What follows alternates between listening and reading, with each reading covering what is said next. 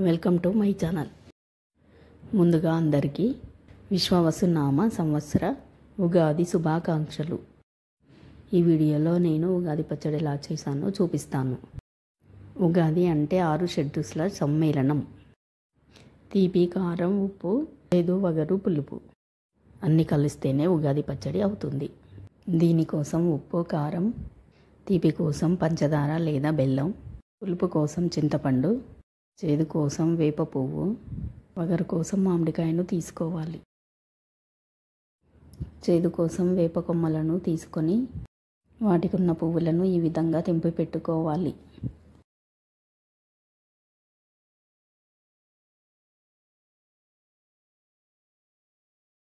ఇలా పువ్వులని తెంపాక నెమ్మదిగా చేతిలో వేసి నలపాలి. ఇప్పుడు దీన్ని ప్లేట్లో వేసుకొని చెరిగినట్టు చేస్తే అచ్చం పువ్వంతా విడిగా వస్తుంది. మీరు కావాలంటే అలానే తెంపిన వాటిని వేయవచ్చు. మేమైతే ఇలా పువ్వుని సపరేట్ చేసి తీసుకుంటాము. ఇప్పుడు పులుపు కోసం ఒక గిన్నెలోకి చింతపండు తీసుకొని 2 సార్లు శుభ్రంగా కడిగి నీళ్లు పోసి నానబెట్టాలి.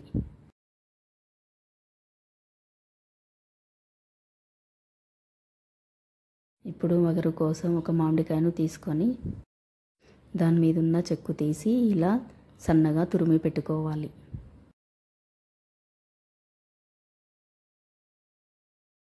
ఇప్పుడు పచ్చడి చేసుకోవడం కోసం ఒక కుండనైనా లేదా ఒక గిన్నెనైనా తీసుకొని దీనికి సున్నం రాసి బొట్టు పెట్టాలి.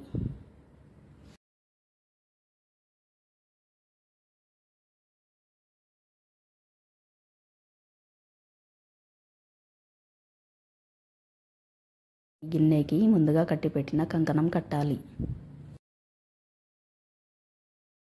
ఇప్పుడు నానిన చింతపండును తీసుకొని నీళ్లు పోసి పిసికి ఇక్కడ చూపిస్తున్న విధంగా వడపోసుకోవాలి. ఇలాగే 2 సార్లు వడపోసుకోవాలి.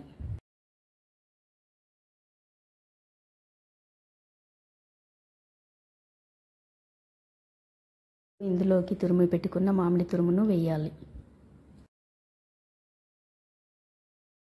వేప పువ్వును కూడా వేసి కొద్దిగా కారం, ఉప్పు వేయాలి.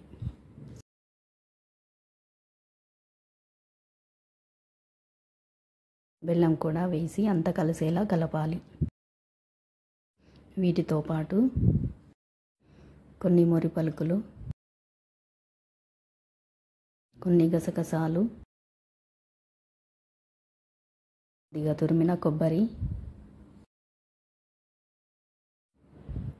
కొన్ని పుట్నాల పప్పును కూడా వేసి కలపాలి. ఇవన్నీ ఆప్షనల్. మీరు కావాలంటే వేసుకోవచ్చు, లేదంటే మానేయచ్చు.